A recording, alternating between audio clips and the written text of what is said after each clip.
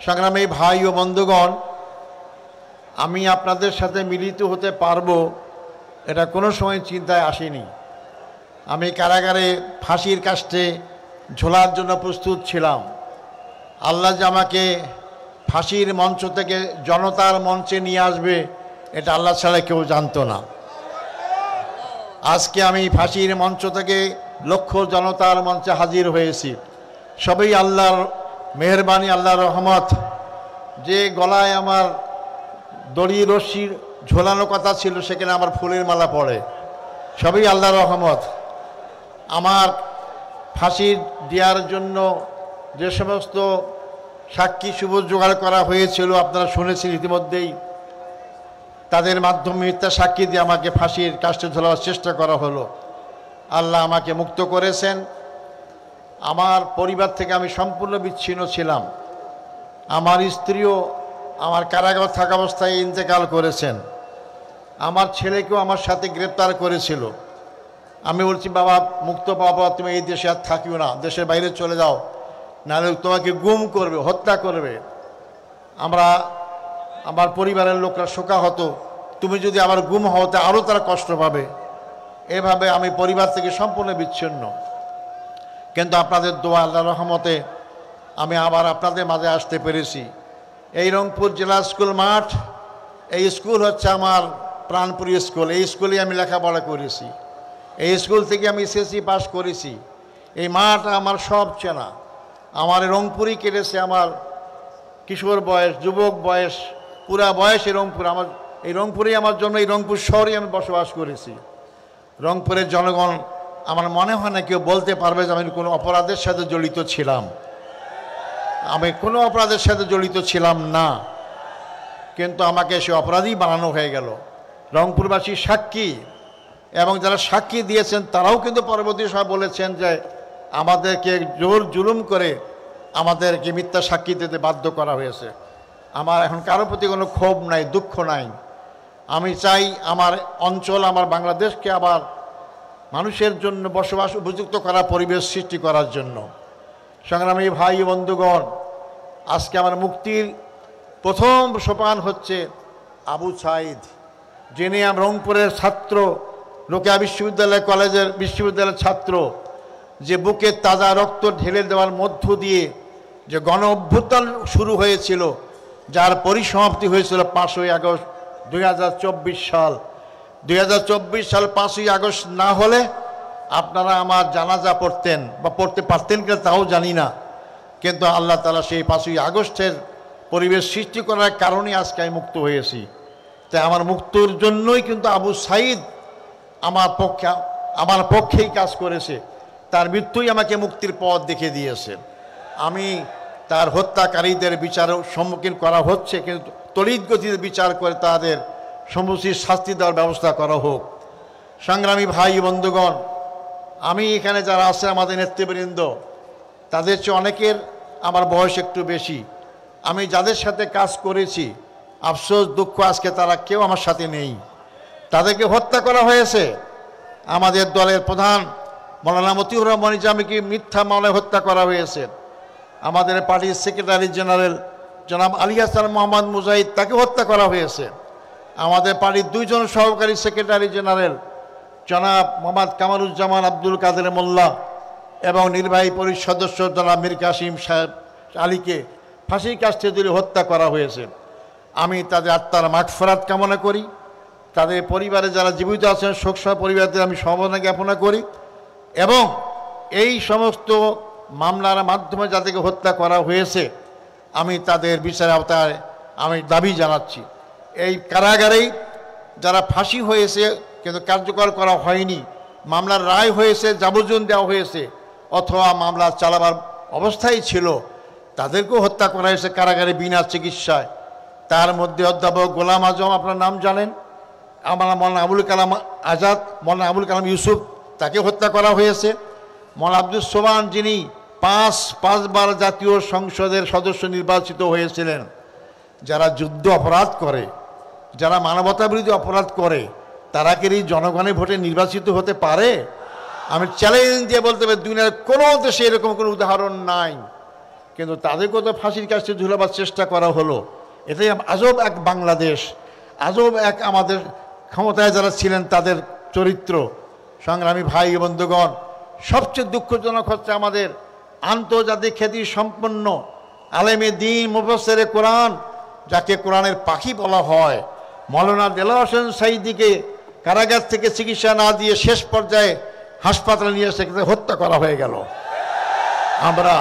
তাই আমি আজকে আপনাদের মাধ্যমে বর্তমান সরকারের কাছে দাবি জানাতে চাই, যারা এই মানবতাবিরোধী অপরাধে জড়িতকে হত্যা করা হয়েছে, হত্যার ষড়যন্ত্র করা হয়েছিল, এই বিচার প্রক্রিয়ার সাথে যারা যেখানে যেভাবেই জড়িত সবাইকে আইনের আওতায় নিয়ে এসে তাদের বিচার করতে হবে।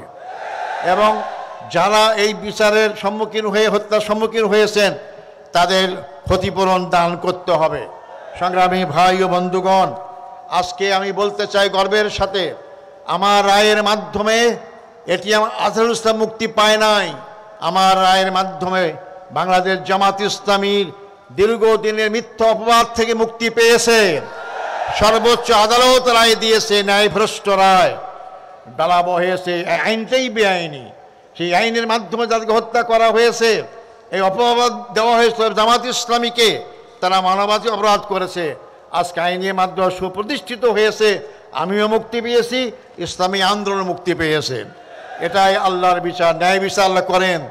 5ই আগস্ট আমরা জেলখানায় ছিলাম, আমরা কল্পনাও করিনি যে হাসিনা ক্ষমতা ছাড়তে বাধ্য হবে, কিন্তু রাখে আল্লাহ, মারে কে? আল্লাহ যে অনেক কিছুই করতে পারেন। মনে হলো যে আল্লাহ সরাসরি এই বিপ্লব ঘটার ব্যবস্থা করেছেন। মনে হলো যে লক্ষ লক্ষ লোক, আমরা দেখতে পাচ্ছিলাম কারাগার থেকে লক্ষ লক্ষ লোক রাজপথে নেমেছে, মনে হয় যে আবাবিল পাখির মতো হাজির হয়েছে লক্ষ লক্ষ লোক।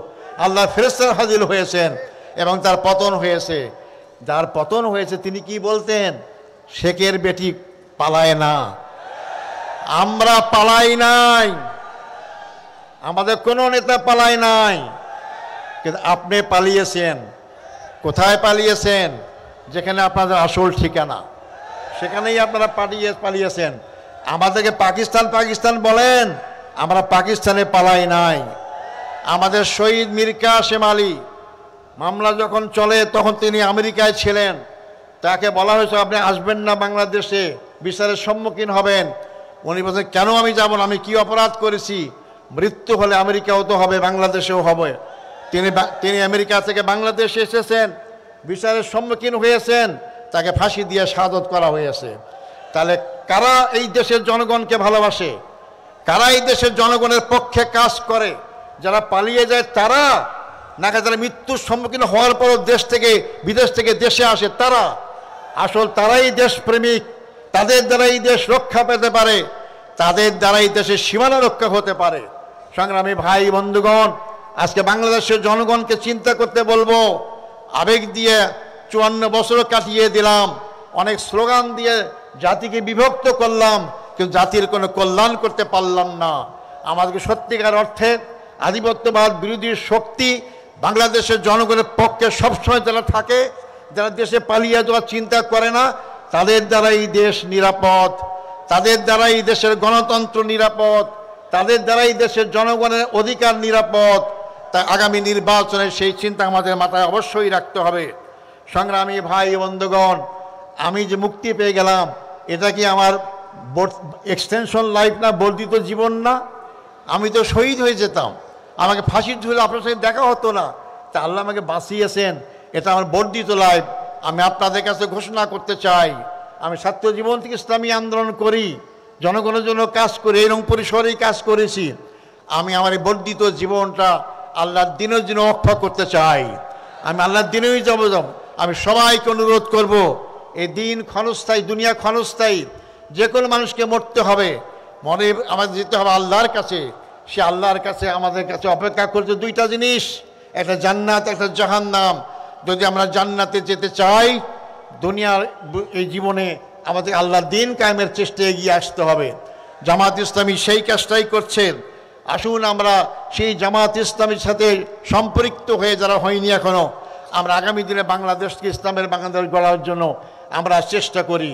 সময় আমার কম, আমাদের আমির জামাত মূল বক্তব্য রাখবেন। আমি আমার আবেগ নিয়ে আসছি, আবেগ আপ্লুত। আমি এত লোক আমার দেখার সৌভাগ্য এই রংপুর শহরে হয় নাই। এর আগে তো অনেক প্রোগ্রাম করেছি, তখন তো আমরা অল্প লোক পেতাম, আজকে লক্ষ লক্ষ লোক জমায়েত হয়েছে। আসার পথে রাস্তা দিয়ে আসতে পারতাম না, আল্লাহর কি অপার মহিমা। আমি তাই আপনাদের কাছে আমি আমার বক্তব্য শেষ করার আগে আমি আপনাদের আমার অভিব্যক্তি ব্যক্ত করতে চাই। আমি শুনেছি জেলখানায় আমার মুক্তির জন্য আপনারা অনেকে রোজা রেখেছেন, আমার মুক্তির জন্য অনেকে নামাজ পড়েছেন, নফল নামাজ পড়েছেন, এমন অনেকে উমরাও করেছেন, অনেকে আপনার আন্দোলন করেছেন। আমি সবাইকে আমার অন্তঃস্থল থেকে আপনাদেরকে মোবারকবাদ অভিনন্দন জানাচ্ছি। আপনারা আমার এই অভিনন্দন গ্রহণ করবেন। আপনাদের দোয়ায়, আপনাদের এই যে আগ্রহ, আল্লাহ আমাকে কবুল করেছেন, আপনাদের চোখের ফানে আল্লাহ কবুল করেছেন, আমাকে আল্লাহ কবুল করেছেন। কিন্তু আপনারা আমাকে দোয়া করবেন, আমি বাকি জীবন যেন আপনাদের পক্ষে, দেশের পক্ষে, আমার এলাকার পক্ষে জীবন ভরে কাজ করতে পারি, সে তৌফিক দান করেন। সংগ্রামী ভাই বন্ধুগণ, আবু সাইদ কেন জীবন দিয়েছে? আবু সাইদ কি তার নিজের কোনো সম্পত্তি উদ্ধার করার জন্য জীবন দিয়েছে? তার ব্যক্তিগত স্বার্থে কোনো জীবন দিয়েছে? না, সে দেশের স্বার্থেই জীবন দিয়েছে। সে যেমন বৈষম্য মুক্ত একটা বাংলাদেশ চেয়েছিল, কিন্তু বাংলাদেশ মুক্ত হয়েছে। কোথা থেকে মুক্ত হয়েছে? 15.5 বছরে আমাদের ভোটের কোনো অধিকার ছিল না, 15.5 বছরে গণতন্ত্র ছিল না, 15.5 বছরে আমাদের বাক স্বাধীনতা ছিল না, 15.5 বছরে আমাদের সীমানা অরক্ষিত ছিল। এই 15.5 বছরে আমাদের রাজনৈতিক এবং সাংস্কৃতিক কোনো স্বাধীনতা ছিল না। আধিপত্যবাদী শক্তির রাজনৈতিক থাবা এবং সাংস্কৃতিক আগ্রাসন আমাদের মূল ইমানি শক্তিকে দুর্বল করে দিয়েছেন, আমাদের যুব শক্তির চরিত্রকে ধ্বংস করা হয়েছে। আজকে সেখান থেকে আমাদের দেশকে আবার নতুন করে গড়তে হবে। এই নতুন বাংলাদেশ গড়ার ক্ষেত্রে দলীয় স্বার্থের ঊর্ধ্বে ওঠে সকল ভেদাভেদ ভুলে গিয়ে জাতীয় ঐক্য গড়ে আবু সাইদের স্বপ্নকে বাস্তবায়ন করতে হবে। আবু সাইদের স্বপ্ন ছিল একটা আধিপত্যবাদ মুক্ত বাংলাদেশ, আবু সাইদের স্বপ্ন ছিল বৈষম্যহীন বাংলাদেশ, আবু সাইদের স্বপ্ন ছিল যার যার ভোট নিজের পছন্দের এই বাক্সে ভোট দিতে পারবে এইরকম একটি বাংলাদেশ। আবু সাইদের স্বপ্ন ছিল গণতন্ত্র বাংলাদেশ প্রতিষ্ঠা হোক সেই বাংলাদেশ।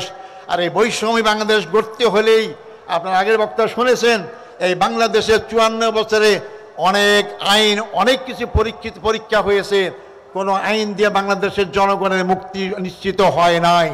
তাই নতুন বাংলাদেশ গড়তে হলে নতুনভাবে এগিয়ে যেতে হবে, আর তা হচ্ছে আল্লাহর আইন এবং সৎ লোকের শাসন। আল্লাহর আইন সৎ লোকের শাসনের মাধ্যমেই বাংলাদেশ সার্বিকভাবে মুক্তি পাইতে পারে। আসুন আমরা সেই আগামী দিন আল্লাহর আইন সৎ লোকের শাসনের আন্দোলনের সবাইকে আমরা এগিয়ে আসার আহ্বান জানাই এবং সেই বাংলাদেশ গড়ার জন্য আমরা সবাই সামনে দিকে এগিয়ে যাই। সংগ্রামী ভাই বন্ধুগণ, আপনারা কষ্ট করে এই মহাসমুদ্রে উপস্থিত হয়েছেন, এই জন্য আমি আমার পক্ষ থেকে অন্তঃস্থল থেকে আপনাদেরকে মোবারকবাদ জানাই। আমি আবারও আপনাদের কাছে দোয়া চাই, আল্লাহ যেন আমাকে সুস্থ রাখেন, ভালো রাখেন, এবং যাতে করে আল্লাহ দিনের পথে বাকি জীবনটা আমি ব্যয় করতে পারি, সেই দোয়া কামনা করে এবং আবারও আপনাদের সামনে হাজির হওয়ার আশা ব্যক্ত করে আমার বক্তব্য এখানে শেষ করছি। আসসালামু আলাইকুম রহমতুল্লাহি ওয়া বারাকাতুহু।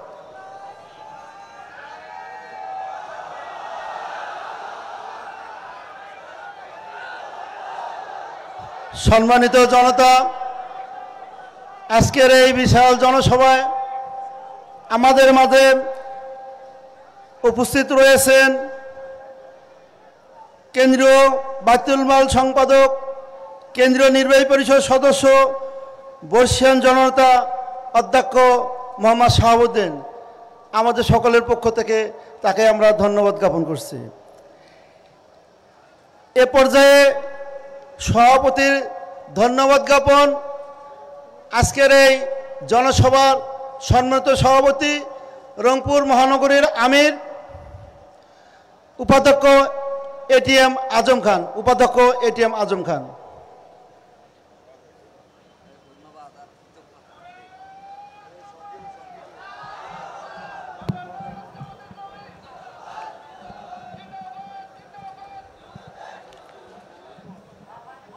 আসসালামু আলাইকুম ওয়া রাহমাতুল্লাহি ওয়া বারাকাতুহু। আজকের এই জনসভার সম্মানিত প্রধান অতিথি, মানবতার ফেরিওয়ালা, সম্মানিত আমিরে জামাত ডাক্তার শফিকুর রহমান, সম্মানিত কেন্দ্রীয় নেতৃবৃন্দ, স্থানীয় নেতৃবৃন্দ, সম্মানিত সাংবাদিক বন্ধুগণ, প্রশাসনের কাজে নিয়োজিত বিভিন্ন স্তরের ভাইরা এবং রংপুরের এই জনসভায় উপস্থিত সম্মানিত সংগ্রামী ভাই ও বন্ধুগণ, সর্বপ্রথম আল্লাহ তাআলার শুকরিয়া আদায় করছি যে আল্লাহ তাআলার অশেষ মেহেরবানিতে গতকাল রাতে আবহাওয়া অধিদপ্তরের রিপোর্ট 82% বৃষ্টি হওয়ার কথা, আল্লাহর অশেষ মেহেরবানিতে আজকে বৃষ্টি মুক্ত আষাঢ় মাস হলেও আল্লাহ তাআলা আমাদেরকে রহমতের চাদরে আচ্ছাদিত করে সুন্দর পরিবেশ করার তৌফিক দিলেন। সবাই নতজানু শিরে আল্লাহ শুকরিয়া আদায় করি, বলি আলহামদুলিল্লাহ। সংগ্রামী ভাই ও বন্ধুগণ, জনসভা বাস্তবায়নের জন্য সকলেই সহযোগিতা করেছেন, এজন্য আপনাদের প্রতি কৃতজ্ঞতা প্রকাশ করছি। সেই সাথে সাথে রংপুর নগরীর নগরবাসী সাময়িক কষ্ট পেয়েছেন, এই কষ্ট পাওয়ার জন্য আপনাদের কাছে ক্ষমা প্রার্থী। সেই সাথে সাথে উত্তরাঞ্চল, এই উত্তরাঞ্চলের দাবি এবং সারা বাংলাদেশের কারিগর প্রধান অতিথি ডাক্তার শফিকুর রহমান বক্তব্য রাখবেন। আপনারা যে যেখানে আছেন আপনারা বসে পড়ুন, বসে পড়ুন, বসে পড়ুন, বসুন। আমার সাথে কয়েকটি বিষয় আমি কথা বলতে চাই।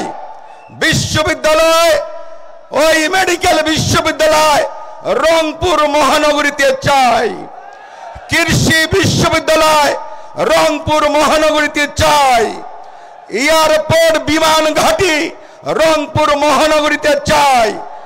কৃষি প্রধান এলাকা হওয়ার কারণে আলু চাষিরা বর্তমান বৈষম্যের শিকার। কোটি কোটি টন কৃষকরা কষ্ট করে আলু চাষ করে, অপ্রতুল এই আলু রাখার জায়গা থাকার কারণে, একটি সিন্ডিকেটের কারণে আলু চাষিরা তাদের ন্যায্য মূল্য পাচ্ছে না। ব্যবসায়ীরা আজকে ধুকে ধুকে মরছে।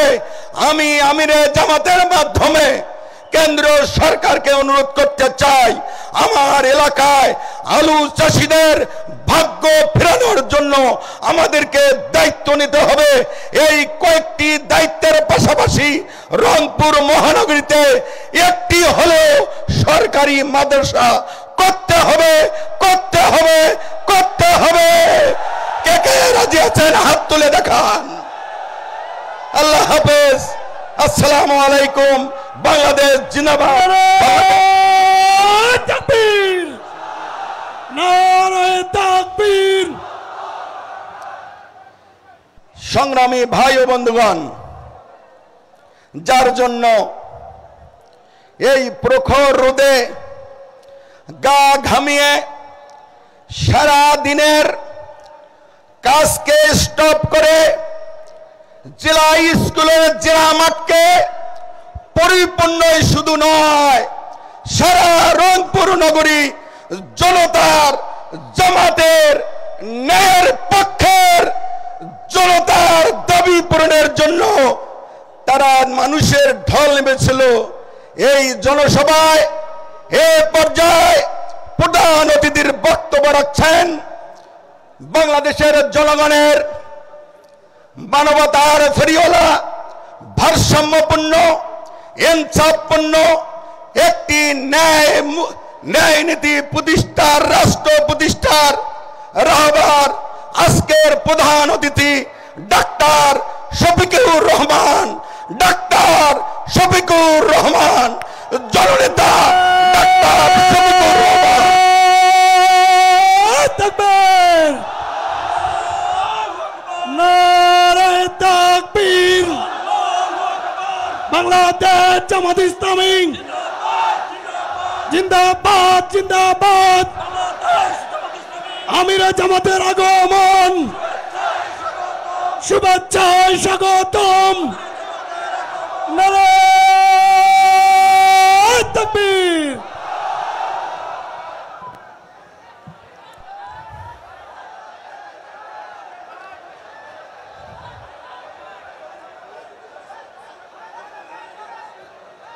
আসসালামু আলাইকুম ওয়া রাহমাতুল্লাহ। প্রিয় রংপুরবাসী, আপনারা কেমন আছেন? কি জানি আপনাদের বাসায় কি বলে, কোনটা বাহে নাকি কি আমি বুঝতে পারতেছি না, এরকম কিছু। আলহামদুলিল্লাহ। হ্যাঁ, কেমন আছেন বাহে? আলহামদুলিল্লাহ আলহামদুলিল্লাহ আলহামদুলিল্লাহ রাব্বিল আলামিন। ওয়াসসালাতু ওয়াসসালামু আলা রাসূলিহিল কারীম ওয়া আলা আলিহি ওয়া সাহবিহি ওয়া আহলি বাইতি আজমাইন। বাংলাদেশ জামাত ইসলামী রংপুর জেলা এবং মহানগরী কর্তৃক আয়োজিত আজকের এই বিশাল জনসভার সম্মানিত সভাপতি, মঞ্চে বসা সহকর্মী, কেন্দ্রীয় নেতৃবৃন্দ, স্থানীয় নেতৃবৃন্দ, বন্ধু সংগঠনের সম্মানিত নেতৃবৃন্দ, শহীদ পরিবারের গর্বিত সদস্যবৃন্দ, বিভিন্ন ধর্মের সম্মানিত ভাইয়েরা, আজকের এই বিশাল জনসমুদ্রে উপস্থিত প্রিয় রংপুরবাসী এবং মিডিয়া জগতের আমার প্রিয় বন্ধুরা, আল্লাহ তাবারক ওয়া তাআলার অগণিত শুকরিয়া। কার্যত দুপুর 2টা থেকেই এই আয়োজন চলছে। প্রখর রোদের মধ্যে চামড়া পুড়িয়ে আপনারা কিন্তু জনসভার স্থল ত্যাগ করেন নাই, আপনারা বসে আছেন। আপনারা বসে আছেন, আমি বিশ্বাস করি আজকে আপনারা এসেছিলেন আমাকে দেখার জন্য নয়, আপনারা এসেছিলেন একজন জীবন্ত শহীদকে দেখার জন্যে।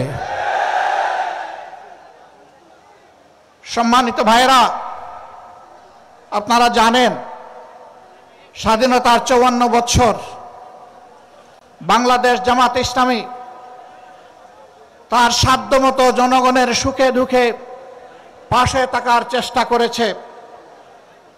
জনগণের প্রত্যেকটি ন্যায় অনুগ্রহ দাবি আদায়ের জন্য সমান তালে ঘরে বাইরে লড়াই করেছে। এদেশের জনগণের ভোটের অধিকার নিশ্চিত করার জন্য কারো মাথায় যে প্রস্তাবনা আসে নাই, জামাতে ইসলামীর তৎকালীন আমির জনাব অধ্যাপক গোলাম আজম রাহিমাহুল্লাহ সর্বপ্রথম এই জাতির সামনে কেয়ারটেকার সরকারের প্রস্তাবনা উপস্থাপন করেছিলেন, যার ভিত্তিতে 91 সালে ওই কায়দায় একটা নির্বাচন হয়েছিল। পরপর আরো 2-3টি নির্বাচন হয়েছে। তারপর থেকে সেই কেয়ারটেকার সরকারকে খেয়ে ফেলা হয়েছে। সম্মানিত বন্ধুগণ, 15.5 বছর আমাদের অবস্থা আপনারা জানেন। আমাদের অনেক নেতৃবৃন্দকে খুন করা হয়েছে। দুইজন আমির, 2 জন নায়েবে আমির, 2 জন অ্যাসিস্ট্যান্ট সেক্রেটারি জেনারেল, 1 জন নির্বাহী পরিষদ সদস্য, এরকম করে একেবারেই মাথা থেকে শুরু করে 11 জন নেতাকে আমাদের বুক থেকে ছিনিয়ে নেওয়া হয়েছে। আজকে জীবন্ত যে শহীদ আপনাদের সামনে দাঁড়িয়ে তার জীবনকে মহান আল্লাহর জন্যে ওয়াকফ করে দিলেন এবং বাংলাদেশের জনগণের জন্য কাজ করার যে আকাঙ্ক্ষা ব্যক্ত করলেন, আমাদের ওই সমস্ত নেতৃবৃন্দ বেঁচে থাকলেও বাংলার প্রতিটি প্রান্তরে ঘুরে ঘুরে আজকের এই হতাশাগ্রস্ত জাতিকে তারা আশা জাগা নিয়ে কথা বলতেন। তারা জাতিকে নতুন করে পথ দেখাতেন। এই অন্ধকার থেকে বের হয়ে আসার উপায় কি? 15.5 বছর আমাদের সাথে যা করা হয়েছে সব আপনারা জানেন। আমি এই চর্বিত চর্বণে যাচ্ছি না। তারা অনেক মানুষকে এই খুন করেছে, আবার আল্লাহর ইচ্ছায় অনেককে তারা খুন করতে পারেনি। আমার সম্মানিত ভাই এটিএম আজহারুল ইসলাম বলেছেন, রাখে আল্লাহ মারেকে, কিন্তু আরেকটা তিনি বলেন নাই, ধরে আল্লাহ ছাড়ে খেয়ে। আল্লাহ তাআলা সহজে ধরেন না। কিন্তু ধরা খাইলে তার চঙ্গল থেকে কেউ বাঁচে না। মহান মাবুদের দরবারে হাজার শুকরিয়া। সম্মানিত নেতৃবৃন্দ অন্যায়ের কাছে এক মুহূর্তের জন্য মাথা নত করেন নাই। আল্লাহর দেওয়া সম্মানের মাথা বারবার লুটিয়ে পড়েছেন, মাটিতে নত করেছেন, কিন্তু দুনিয়ার কোনো অপশক্তির চক্রাঙ্গানিকে তারা পরোয়া করেন নাই। কোনো লোভ লালসার দিকে ফিরে তাকাননি, হুমকি দমকিকে পাত্তাই দেননি, বরঞ্চ ফাঁসির মঞ্চে গিয়েছেন হাসতে হাসতে। কারণ তারা জানেন যে অভিযোগ তাদের বিরুদ্ধে করা হয়েছে এটি 16 আনা মিথ্যা। আর জনাব আজহারুল ইসলাম ভাইয়ের মামলা রায়ের মধ্য দিয়ে প্রমাণ হয়েছে এটা আসলেই 16 আনা মিথ্যা।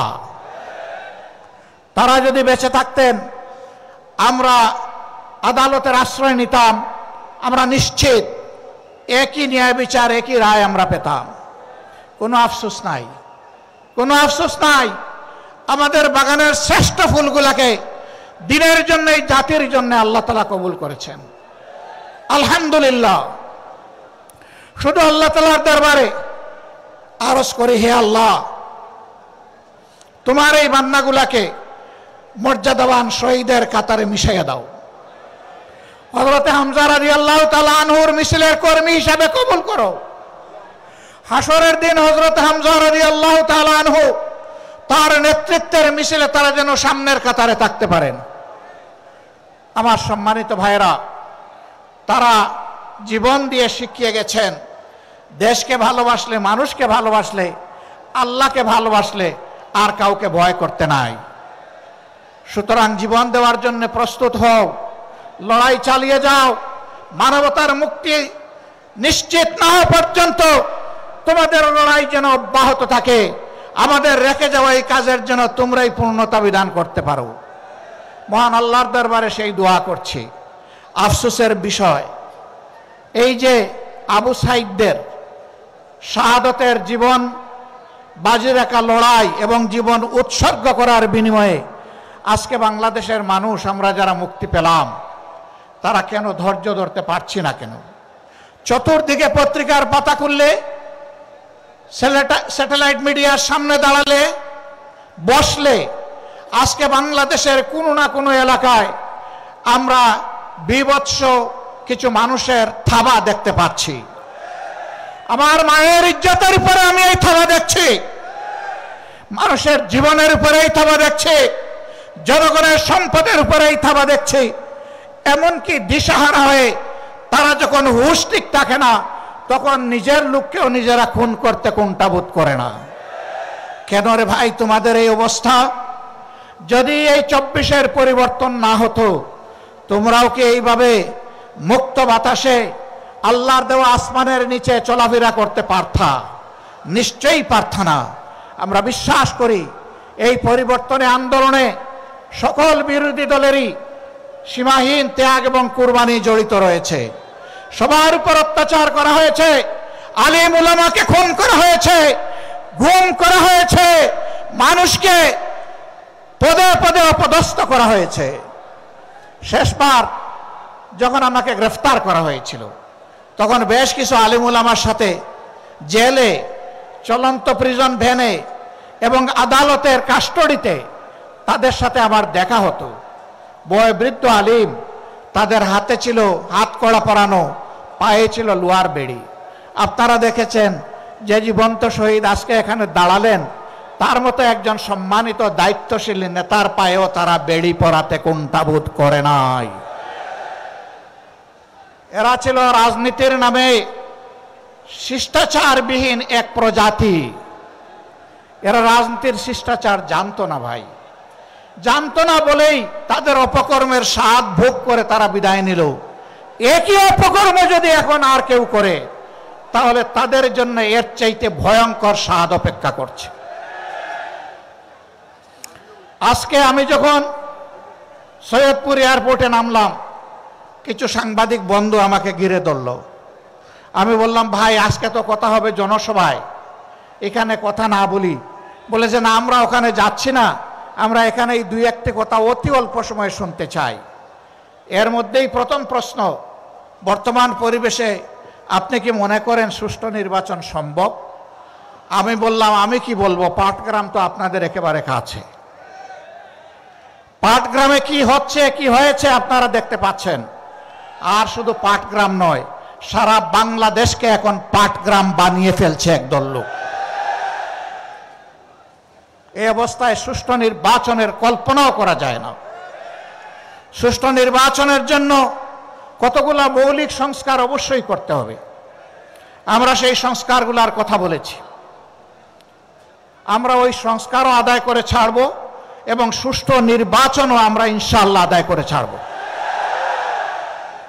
কেউ যদি আওয়ামী ফ্যাসিবাদ আমলের নির্বাচনের স্বপ্ন দেখে থাকেন, আমরা বলবো মহান আল্লাহর সাহায্যে আমরা সেই স্বপ্নকে দুঃস্বপ্নে পরিণত করব ইনশাআল্লাহ। এ স্বপ্ন বাস্তবায়ন হতে দেওয়া হবে না। কোনো প্রশাসনিক কু করতে দেওয়া হবে না। ভোট কেন্দ্রে কোনো মাস্তানতন্ত্র চলবে না। কালো টাকার কোনো খেলা সহ্য করা হবে না। এটা মনে রাখতে হবে। আবু সাইদের সঙ্গীরা তারা কয়েকশো জন দুনিয়া থেকে বিদায় নিয়েছে, শিক্ষা রেখে গিয়েছে, আওয়াজ তুলে গিয়েছে যে আমাদের এই লড়াই অব্যাহত থাকবে। এই জন্য এরা বলেছে বৈষম্যহীন একটা মানবিক সমাজ প্রতিষ্ঠিত না হওয়া পর্যন্ত। তারা স্লোগান দিচ্ছে আবু সাইদ মুগ্ধ, শেষ হয়নি যুদ্ধ। রংপুরবাসী আপনারা বড়ই সৌভাগ্যবান। এ বিশাল আন্দোলনের আইকনিক পার্সন আপনাদের বুকের সন্তান আবু সাইদ। তার গর্বিত পিতা এখানে বসে আছেন, শহীদ পরিবারের অন্যান্য সদস্যবৃন্দ বসে আছেন।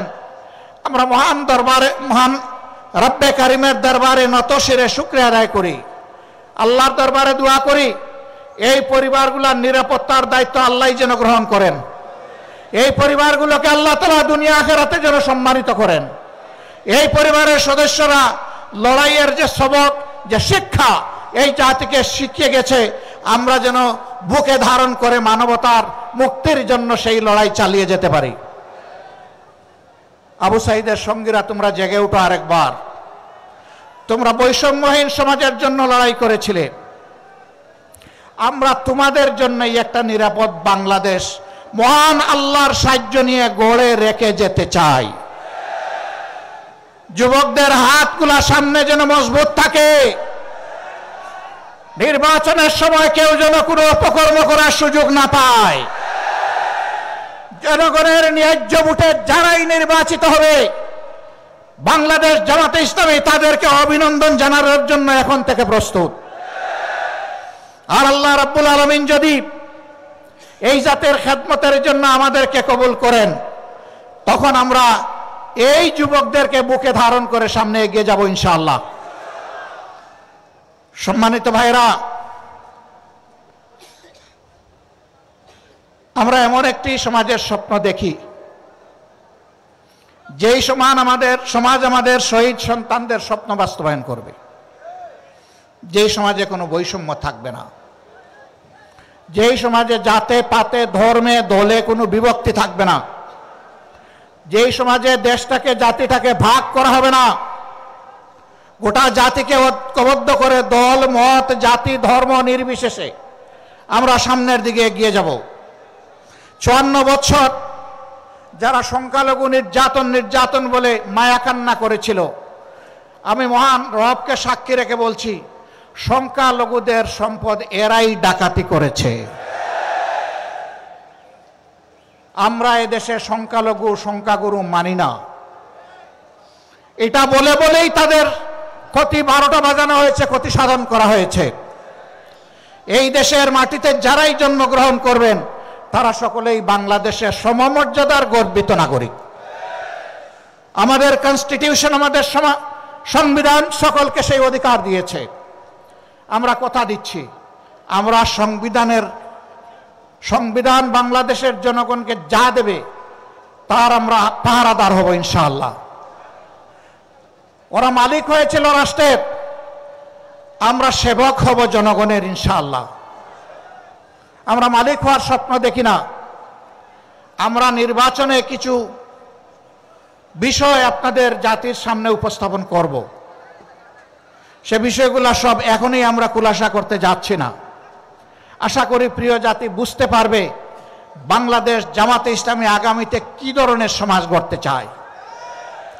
আমরা শুধু এতটুকু বলতে পারি, রাসূল করিম সাল্লাল্লাহু আলাইহি সাল্লাম যেই সমাজটা করে দুনিয়া থেকে বিদায় নেওয়ার আগে বিশ্ববাসীর সামনে ঘোষণা দিয়েছিলেন, আজ বিশ্ব সম্প্রদায়ের কাছে এমন একটি সমাজ উপহার দিয়ে যাচ্ছে, যেই সমাজে ইয়েমেনের সানা থেকে মরক্কোর হাজারামাউত পর্যন্ত ৩,৫০০ মাইলের রাস্তা একজন পূর্ণ বয়স্ক যুবতী তার সমস্ত সত্তা নিয়ে একা একা সফর করবে, কোন জালিমের চোখ তার দিকে তুলে তাকানোর সাহস করবে না।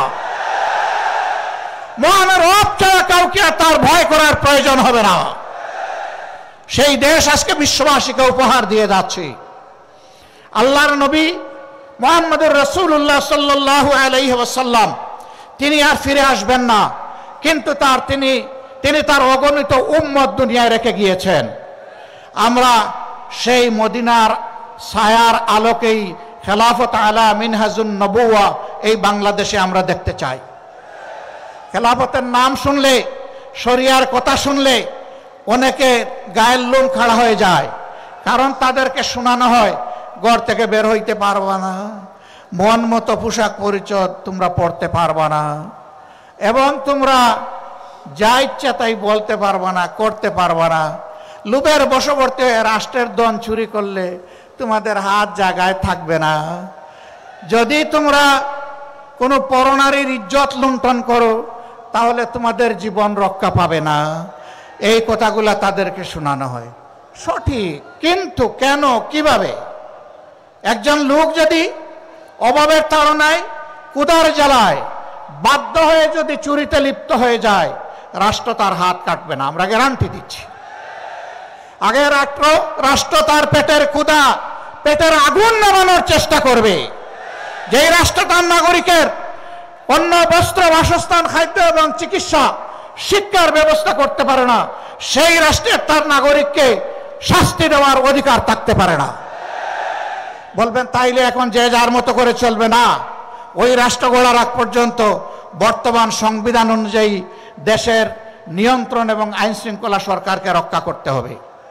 প্রিয় ভাইয়েরা, জায়গায় জায়গায় আমরা দেখছি, সাংবাদিক বন্ধু দ্বিতীয় প্রশ্ন করেছিল, দেশে বিভিন্ন মব হচ্ছে, আপনারা এগুলা সমর্থন করেন কিনা?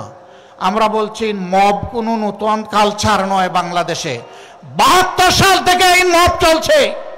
৭২ সালে স্বাধীন বাংলাদেশে নারীদের স্তন কেটে মালা বানিয়ে গলায় পড়েছে এমন কুলাঙ্গার এখনো বাংলাদেশে জীবিত আছে। সে নারী যেই হোক, সে আমার মা, সে আমার বোন, সে আমার মেয়ে, তার স্তন কাটাতে দূরের কথা, তার ইজ্জতে হাত দেওয়ার অধিকার আমার আল্লাহ কাউকে দান করেননি। সেগুলা কি মব ছিল না? জীবন্ত মানুষকে কুচিয়ে কুচিয়ে ব্যানার দিয়ে ক্যামেরার সামনে, মুভি ক্যামেরার সামনে হত্যা করা হয়েছে, সেগুলাও মব ছিল। তাই বলে আমরা কি মবকে সমর্থন করব? না, সমর্থন করার প্রশ্নই উঠে না। কোন নাগরিক নিজের হাতে আইন তুলে নেওয়ার এখতিয়ার রাখেন না। রাষ্ট্রের বিদ্যমান আইন, সে যে আইন হোক, সেই আইনের ভিত্তিতেই বিচার হবে। যদি কেউ অপরাধ করে থাকে, অপরাধের বিচার করার দায়িত্ব জনগণের নয়। এই দায়িত্ব বিচার বিভাগের, সরকারের পক্ষ থেকে বিচার বিভাগ এবং সরকারকে, নির্বাহী বিভাগকে মিলেই বিচার নিশ্চিত করতে হবে। ২৪-এর গণবিপ্লবে, গণ আন্দোলনে যারা নিহত হয়েছেন, যারা ক্রিটিক্যালি ইনজিওর্ড হয়ে আহত হয়েছেন, যারা পঙ্গু হয়েছেন, যারা মেরুদণ্ডে বুলেট বিদ্ধ হয়ে জীবন্ত লাশ হয়ে নিজের ঘর কিংবা হাসপাতালের বিছানায় পড়ে আছেন, এখনো তাদের চিকিৎসা আমরা দিতে পারিনি। এই উপকর্মে যারা সরাসরি জড়িত ছিল, তাদের বিচার এদেশের জনগণ দেখতে চায়। তাদের বিচার যদি হয়, তাহলে ভবিষ্যতে কেউ কোনো দলকে তুষ্ট করার জন্য জনগণের উপর এই ধরনের নোংরা হামলা চালানোর আর দুঃসাহস দেখাবে না।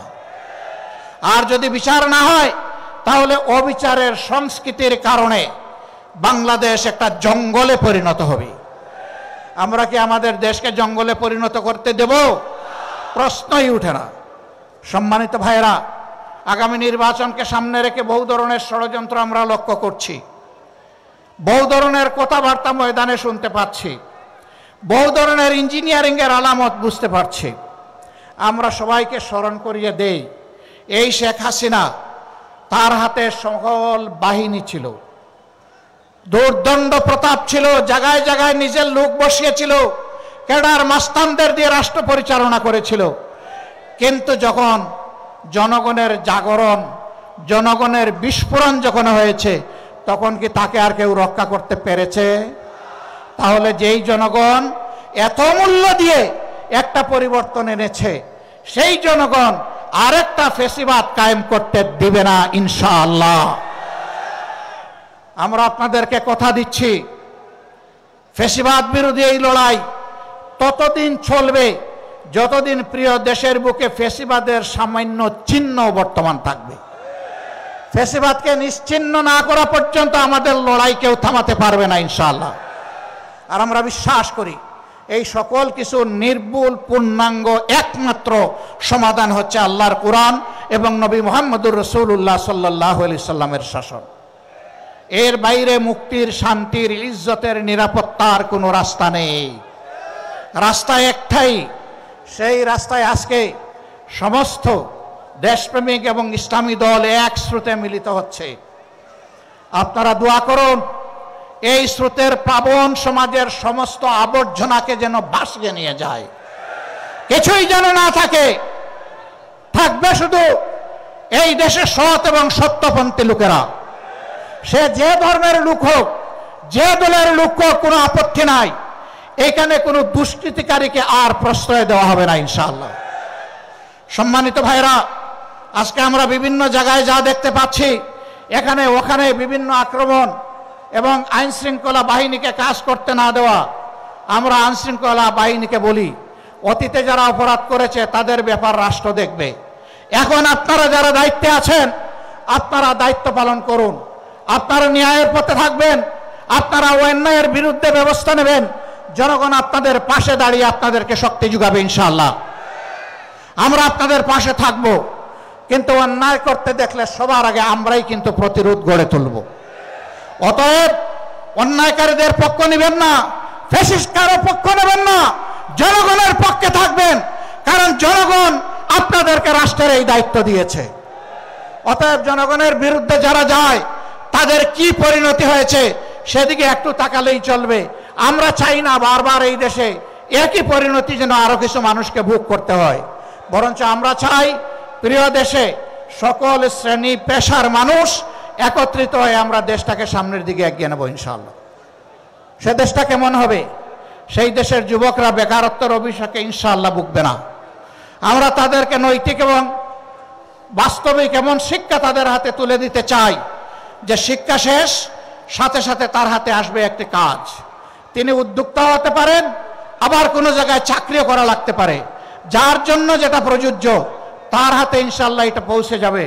জিজ্ঞাসা করবেন এমন দেশ বাংলাদেশে আসমানের জমিনে আছে কিনা? এমন দেশ একটা দুইটা নয়, শত দেশ এইরকম আছে।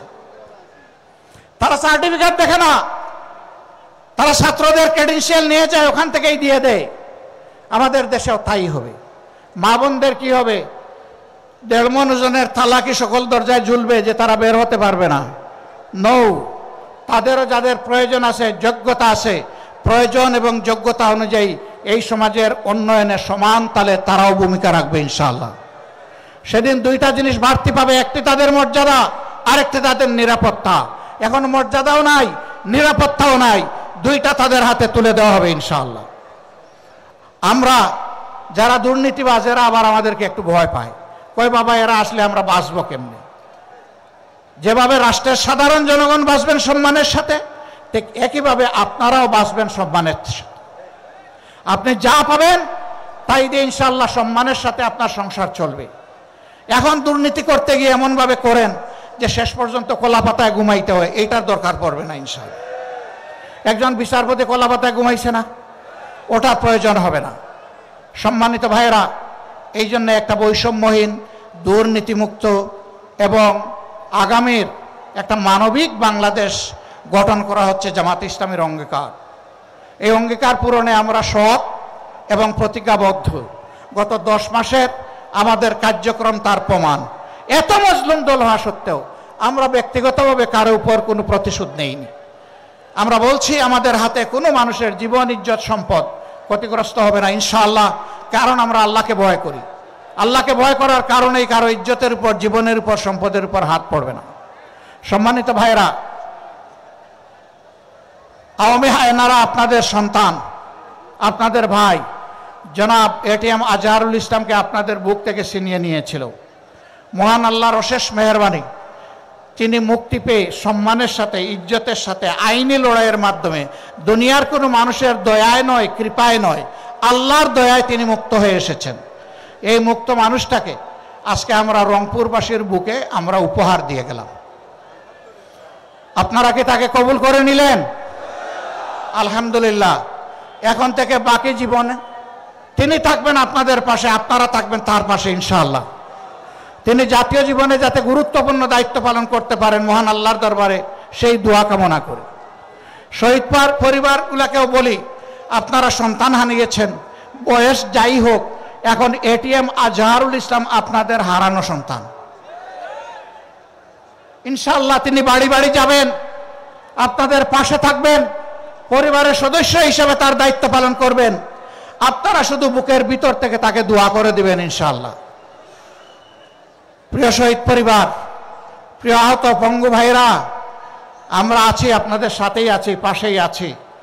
আমাদের অনেক কিছু করতে মন চায় আপনাদের জন্য, সামর্থ্যের সীমাবদ্ধতায় পারি না। আপনাদের কাছে ক্ষমা চাই, আমাদেরকে আপনারা ভুল বুঝবেন না। আপনারা আমাদের জন্য দোয়া করবেন, আল্লাহ যেন আমাদের সামর্থ্য আরও বাড়িয়ে দেয় এবং আরও নিবিড়ভাবে যেন, আরও সম্মান দিয়ে যেন আপনাদের পাশে আমরা থাকতে পারি। আপনাদের সকলকে আজকের এই জনসভা সফল করার জন্য অন্তরের অন্তঃস্থল থেকে শুকরিয়া জানানোর আগে জনাব এটিএম আজম সাহেব, তিনি যে দাবিগুলো আপনাদের সামনে উত্থাপন করেছেন সবগুলোই সঙ্গত এবং ন্যায্য দাবি। এর সাথে উত্তরাঞ্চলের দুঃখ, তিস্তা, এই তিস্তা ব্যারেজ এবং তিস্তা স্থায়ী প্রকল্প বাংলাদেশের জনগণের প্রাণের দাবি। আমরা চাই তা অবিলম্বে বাস্তবায়ন হোক। তাই নিয়ে কোনো টালবাহনা দেশের জনগণ মোটেই সহ্য করবে না এবং কোনো দেশের চক্রাঙ্গানিতে যেন আমাদের সরকার আর ভয় না পায়। এদেশের 18 কোটি মানুষ, যদি সরকার জনগণের পক্ষে থাকে তাহলে 18 কোটি মানুষ, সরকার যেই হোক, তার পিছনে দাঁড়িয়ে যাবে ইনশাআল্লাহ।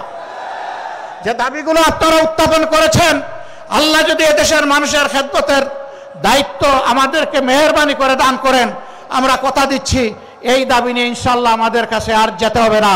আপনাদের দাবি মানে আমাদের দাবি। আল্লাহ যেন সেই দাবি পূরণের তৌফিক দান করেন। আল্লাহ হাফেজ। বাংলাদেশ জিন্দাবাদ, বাংলাদেশ জামাতে ইসলামী জিন্দাবাদ। আসসালামু আলাইকুম ওয়া রাহমাতুল্লাহি ওয়া বারাকাতুহু।